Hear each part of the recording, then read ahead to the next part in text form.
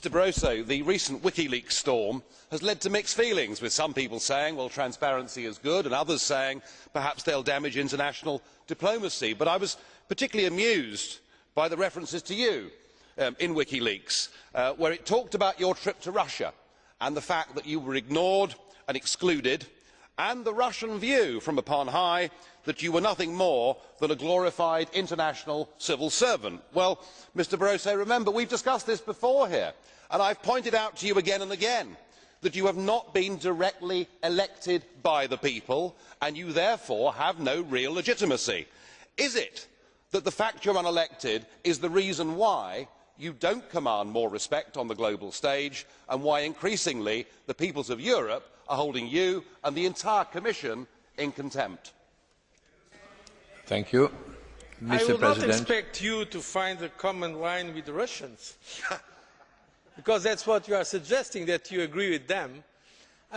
Frankly, I was elected by this Parliament, by secret vote, so I think I deserve the respect of this Parliament from all members of the Parliament.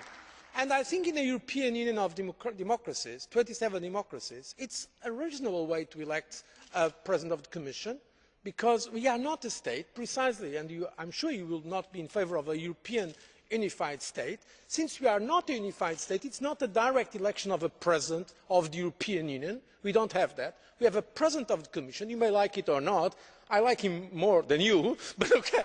But in fact, I have been elected by this Parliament, and there is a President of the European Council that was designated by the heads of state and government. This is the way we are. I think it is a democratic way of handling the diversity of the European Union, and I think that if others do not respect our institutions, at least I hope the members of the European Parliament will respect the institutions we have in the European Union.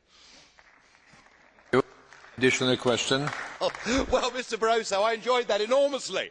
The fact that you can stand up and boast about the fact that you were elected in secret and that somehow this gives you democratic legitimacy is the most bizarre concept I've come across in my entire life. The fact is, it is the Commission that has the sole right to propose the kind of legislation that is damaging Europe's economies in the way that it is. Are there any circumstances, sir, in which you think the peoples of Europe should have a referendum so that they can decide these issues? Thank you. Thank you very much. Mr. President, well, colleagues, please. Colleagues, please. Please, colleagues.